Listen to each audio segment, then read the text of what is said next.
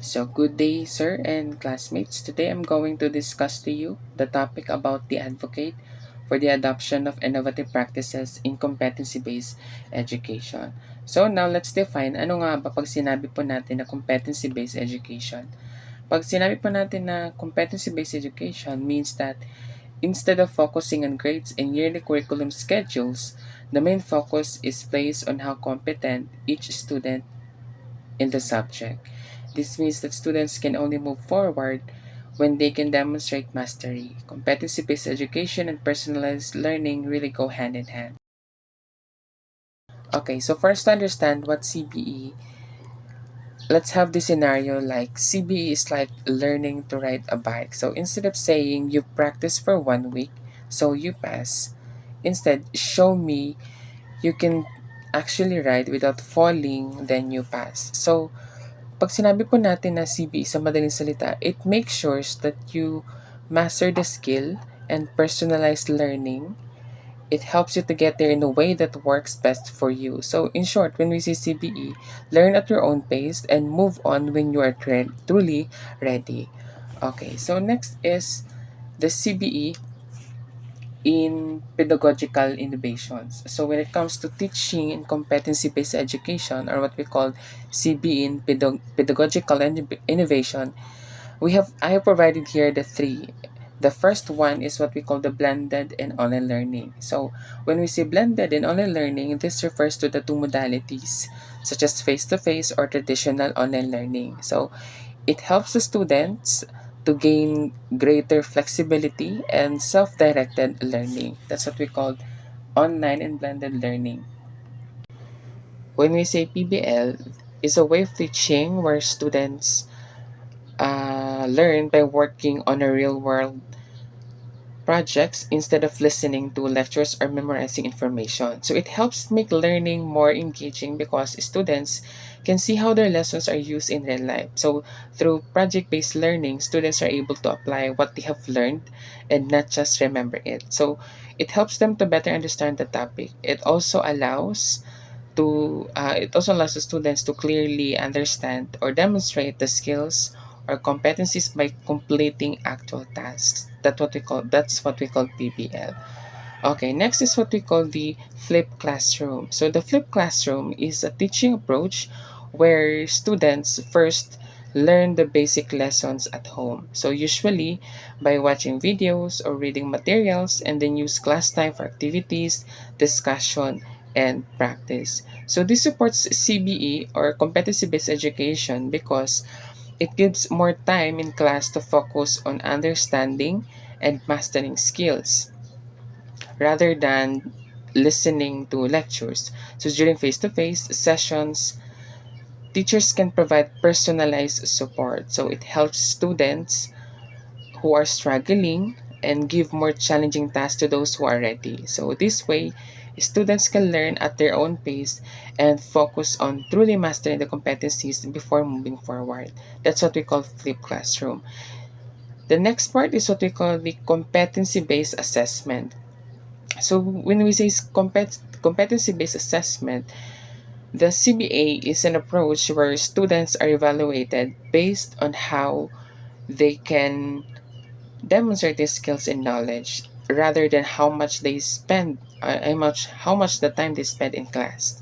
So this means that instead of focusing on exams or the fixed schedules on completing the course in a set of period, so students must show that they have truly mastered the specific competencies. So if students understand the lesson quickly, they can move ahead. So while those who need more time, they given a chance to improve until they reach the mastery.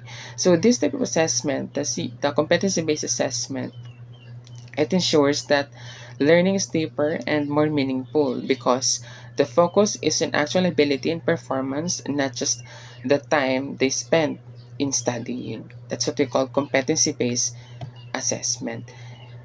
Next is the digital badges and micro credentials. So these are the modern ways of recognizing the students' achievements in specific skills or competencies. So rather than relying on the traditional grades or diplomas, a digital badge is like an online certificate or diploma, no? So, a digital badge is like an online certificate that shows the students has mastered a particular skill. So, while micro credentials naman, this one is focused on smaller or specific areas of learning. So, these are helpful the digital badges and micro credentials because they clearly show that the person can do, making it easier for schools and employers to understand their abilities. And they're also useful for lifelong learning since people can continue earning new badges or credentials as they develop new skill over time.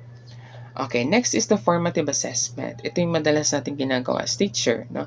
When we say formative assessment, is a way of checking students' understanding while learning is happening and not just at the end. Ano po, instead of waiting for the final exam, we, the teachers, regularly give small activities, quizzes, or feedback to see how well students are doing. So, tayo bilang teachers, bilang mga teachers, ano po, so check natin kung meron bang natutunan yung mga bata sa pamamagitan ng quizzes, ng activities na binibigay po natin.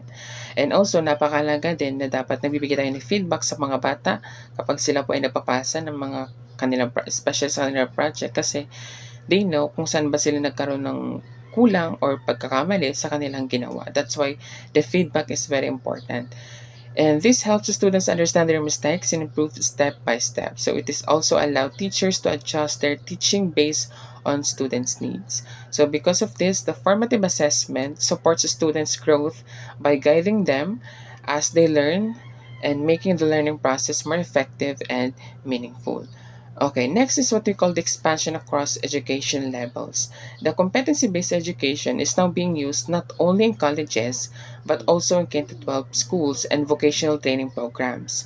So, by focusing on mastering skills instead of time spent in class. So, this one, it helps the students to learn at their own pace and leads to better learning outcomes. Okay, next what we call the growth and adoption of CPA models, the personalized learning. When we say personalized learning, the personalized learning in competency-based education means students learn at their own pace and move forward only when they truly understand a skill. So this helps the students stay more engaged because the lessons match their level. So it gives extra support to those who find traditional classroom learning difficult. So as a result, so students are more likely to understand and remember what they learn. Next is what we call the improved learning outcomes. So the research shows that the competency-based education or the CPE helps the students do better because they move forward only when they truly understand the lesson. So not just because the time has passed. This approach, it helps more students stay in school and finish their studies since they learn at their own pace and build a stronger understanding. That's what we call improved learning outcomes. Okay, so the competency-based education is becoming more common in many schools and districts every year. So many states are also changing their policies to support this approach and allow schools to try new ways of teaching based on competencies. So schools are shifting to this system because they believe it helps the students learn better through more personalized instruction. This is very important, no, because traditional methods may not be enough to help all students in becoming ready for college or future careers. Okay, so next is what we call the competency-based education is a system in which, number one, important decisions about their learning experiences and how they will create and apply knowledge and how they will demonstrate the learning. So, number one, students have the freedom to make choices about how they learn every day. So, they decided how to understand lessons and show what they have learned. Next is what we call the assessment is a meaningful positive and empowering learning experience for students that yields timely, relevant, and actionable evidence. So, ano ibig sabihin po nito? That assessment is not just about the grades that helps students to learn better. So, teachers give feedback and support based on what each student needs. Next is the students receive timely, differentiated support based on their individual learning needs. So, ano po ibig sabihin nito? So, the students get help right away when they need it. So, the support is adjusted based on what each student finds difficult or easy. Okay, next is students' progress based on evidence of mastery, not sit time. So, what does it mean? So, students move forward when they truly understand the lesson. So, it doesn't matter how long it takes as long as they master it. Okay? Next is what we call the students learn actively using different pathways and varied pacing. So, students can learn in different ways at their own speed. So, some may learn faster while other it takes time for them to learn. And both are okay naman po. Ano po? So, may kanya-kanya po kasi silang ways when it comes to learning. So may iba na may mga fast learner, may ilan naman na talagang medyo kailangan pa ng oras para maintindihan nila ang isang bagay. Ano po? Next is the strategies to ensure equity for students are embedded in the culture, structure, and pedagogy of school and education systems. So schools make sure every student has a fair chance to succeed. So teaching methods and systems are designed to support all kinds of learners. Okay, next is what we call the rigorous common expectations for learning are explicit, transparent, measurable, and transferable. So learning goals are clear, measurable, and easy to understand. So students know what they need to learn and can use it in real life situation. Okay, the competency-based education represents a fundamental shift in how we approach learning and assessment. So at its core, CBE focuses on what learners can do rather than what they merely know. So this distinction is crucial in today's rapidly evolving job market. So where practical skills and adaptability are often more valued than theoretical knowledge alone. The origins of CBE can be traced back to the 1960s and 1970s, but it has gained significant momentum in recent years, particularly in the vet setting. So the first one, under the CBE, we have here the paradigm shift of the paradigm shift in competency-based education. There are several factors that drive this resurgence. Number one is what we call the industry demand. So employers are increasingly emphasize the need for job-ready graduates who can perform specific tasks and solve real-world problems from day one. So today, the employers want workers who can already do the job, not just those who have knowledge. So they prefer the graduates who can solve the real problems and perform the tasks immediately. Next is the technological advancement. So the digital revolution has created new possibilities for personalized learning and assessment, making CBE more feasible to implement skills. So with the help of the technology, learning can now be more personalized for each student. So this makes CBE or competency-based education easier to apply and more effective. Okay, the next one is what we call changing the nature. So with job roles evolving rapidly, the ability to demonstrate and adapt skills is becoming more important than static knowledge. So jobs today are constantly changing. So people need to adapt quickly. Kaya 'di ba, ang kumbaga taon-taon may klase ng trabaho na kung saan nagbabago sila, they have to adapt the changes. Ano po? That's why it is very important that they have to focus on skills that can be applied in different situations. Okay, next is what we call the lifelong learning imperative. So as career becomes longer and more varied, they're growing there's a growing need for educational models that support continuous skill development and retraining. So, learning doesn't stop after school anymore. Alam naman po natin yan. So, people need to keep learning new skills throughout their lives to stay relevant in their careers. Katulad po sa atin, di ba po, since tayo ay TLA teachers, ayan, so napakalaga na dapat tayo po ay mag-earn ng mga skills. Kaya di ba tayo ay nag-apply sa TESDA ng iba't ibang class na kung saan pwede tayong makakuha ng specific NC or national certificate. Ayan po.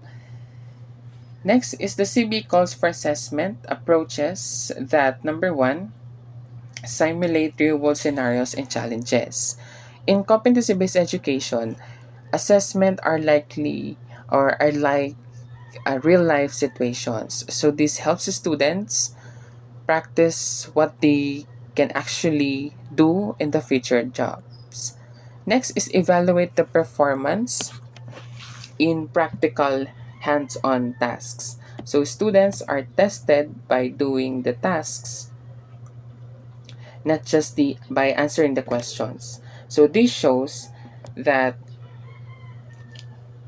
it shows ano ba yung kaya nilang gawin, hindi lang kung ano lang po yung kaya nilang or hindi lang po yung kanilang alam. Ano po.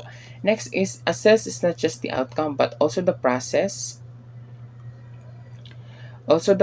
and decision making involved. So it's not only about the final answer but also how the students got there. So the teachers look at how the students think and make decisions.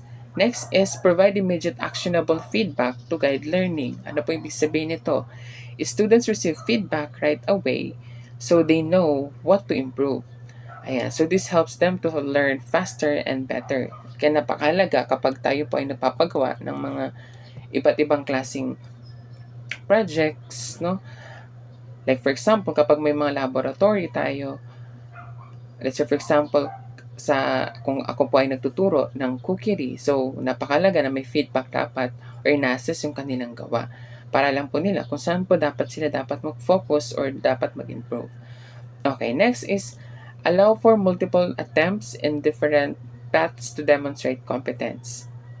So students are given more chance to succeed so they can try again and use different ways to show their skills. Ayan. So, next is the incorporate industry standards and expectations directly into the assessments. Okay, so ano po ibig sabihin nito? So, the assessments are based on the real workplace standards in which this ensures that students are prepared for the actual job expectations. Okay, next is the need for innovative assessment methods. Okay, the traditional assessment methods such as standardized tests and time-bound exams often fail to measure the depth and breadth of learners' capabilities in competency-based frameworks. So, innovative assessment methods are needed too. Number one is what we call capture comprehensive skill sets. So, we need assessments. So, number one is the capture comprehensive skill sets. That means that we need to assess or we need assessments to go beyond than go beyond memorization. Ano po? So they should measure real skills like thinking, solving problems, and applying knowledge. Okay, number two is provide real-time feedback. Continuous assessment with immediate feedback help learners adjust their learning strategies and improve performance. So students should get feedback right away. So this helps them to quickly improve and adjust how they learn. So, next is what we call the support personalized learning. So assessment tailored to individual learning paths can better address diverse learner needs and styles. So when we say support personalized learning, assessments should fit each student's learning style and pace. So this makes learning more effective for everyone. Ayan. So napakahalaga po na dapat align yung ginagawa natin na assessment sa kung ano po yung pinagawa natin po sa mga bata. Ayan. Next is the competency I mean the innovative assessment methods in competency-based education. Okay, so now let's look at new and better ways of assessing the students. So these methods are designed to master your skills and modern learning. Okay, so next is the as competency-based education evolves, so too must our methods of assessment. So traditional tests are not enough anymore. Ano po? So educators created new assessment methods to better measure what students can really do. Okay, so may iba't iba naman tayong way to assess the students. Ano po? So, next is the virtual reality simulations. Ayan, so ito yung nangyayari, no, sa during the pandemics. Kapag may mga laboratory subjects, minsan sa specific course, ginagawa nila itong tinatawag natin na virtual reality simulation. So, VR technology allows students to demonstrate their skills in realistic simulated environment. So, ano po ibig sabihin nito?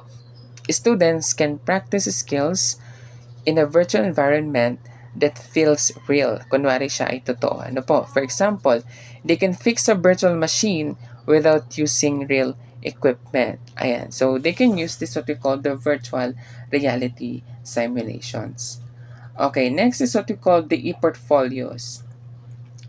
Digital portfolios enable students to collect and present evidence of their competencies over time. So, students collect their work in digital portfolio over time. So, this shows their progress, their skills, and achievements in one place. Ayan, next is what we call the adaptive testing. The AI-powered adaptive tests adjust quickly or difficulty levels based on students' responses, providing a more accurate assessment of their competency level. So, the adaptive testing, these tests change difficulty based on the students' answers. So, it helps identify what the students know and which part that they really need help. Okay, that's what we call adaptive testing. Next is the peer and self-assessment. Encouraging students to evaluate their work and that of their peers fosters critical thinking and self-reflection. So this approach helps the students to develop important soft skills like communication and teamwork. So number 9, the students evaluate their own work and their classmates' works. So this builds also critical thinking, teamwork, and self-awareness.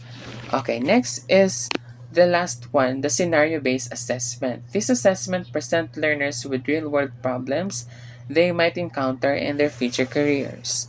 So, ano po ibig sabihin nito? So, students are given real-life problems to solve. This tests how well they can apply their knowledge in real situations. Ayan, kaya nga po 'di ba, may tayo mga teachers, may tinatawag po tayo na parang ah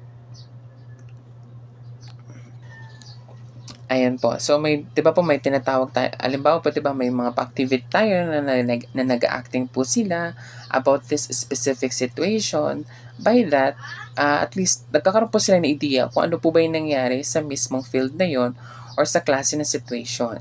Ayan po. So that's for my presentation for today. So here are the references that I have that I used for my presentation. So thank you po for listening.